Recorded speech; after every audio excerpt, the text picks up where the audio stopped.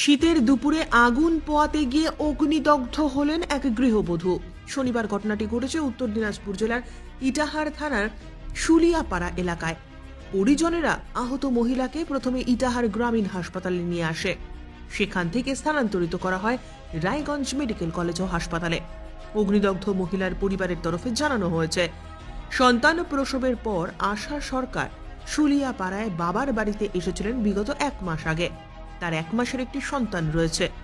বাইরের বাড়ির উনুনের সে একাই বসে আগুন পোহাচ্ছিল।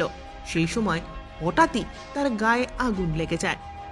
তার চিৎকারে বাড়ি থেকে বেরিয়ে আসেন পরিবার পরিজনেরা। চাঞ্চল্য ছড়ায় গোটা এলাকায়। স্থানীয়দের সহযোগিতায় ওই গৃহবধূর পরিজনেরা এসে প্রথমে ইটাহার গ্রামীণ হাসপাতালে তাকে নিয়ে আসে। সেখানে প্রাথমিক চিকিৎসার পর তার অবস্থা আশঙ্কাজনক হওয়ায় তাকে তৎক্ষণাৎ রায়গঞ্জ মেডিকেল কলেজ ও হাসপাতালে স্থানান্তরিত করেন চিকিৎসকেরা। ঘটনায় উদ্বেগে রয়েছে গৃহবধূর পরিজনেরা। আমার বোন হবে, আগুন তাপাচ্ছিল। আগুন তাপানোর সময় আগুন থেকে উনুনের আগুন থেকে আগুন গায়ে লেগে গেছে। গায়ে লাগার পরে আমরা হসপিটাল নিয়েছি। উনি কি এখানে কোথায় ছিলেন? এখানে শুলিয়াপাড়া বাড়ি। কার বাড়িতে? এখানে ও বাবার বাড়ি। এখানে ছিলেন কেন?